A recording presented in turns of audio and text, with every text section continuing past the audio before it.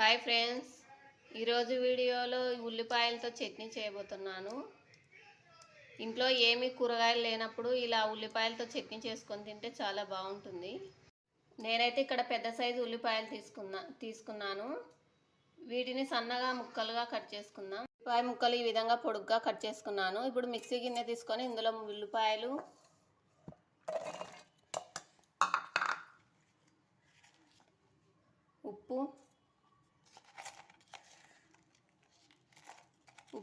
ఉప్పు టేస్ట్ని బట్టి వేసుకోండి.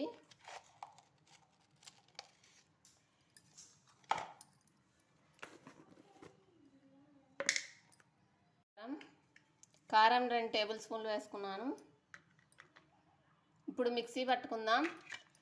మెత్తగా పట్టుకోకుండా ఉల్లిపాయ ముక్కలు అక్కడక్కడ ఉండేలా చూసుకోవాలి. విధంగా మిక్సీ పట్టుకోవాలి. ఉల్లిపాయ ముక్కలు ఉండేలాగా చూసుకోవాలి. తర్వాత ఒక కడాయి పెట్టుకొని అందులో ఆయిల్ వేసుకోవాలి.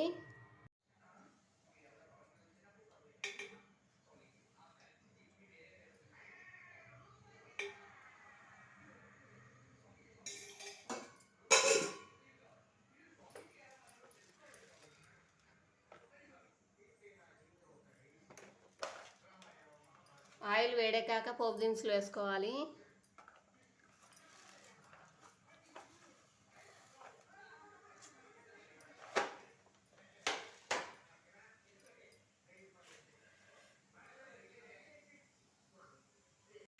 ఇప్పుడు కొంచెం కరివేపాకు, ముందుగా మిక్సీ పట్టుకున్న ఉల్లిపాయ పచ్చడి,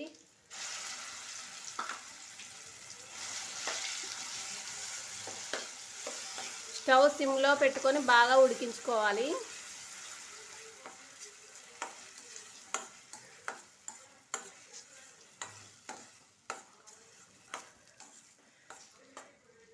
మధ్య మధ్యలో కలుపుతూ ఉండాలి, లేకపోతే మాడిపోతుంది కాబట్టి. ఇప్పుడు 2 నిమిషాలు మూత పెట్టుకుందాం.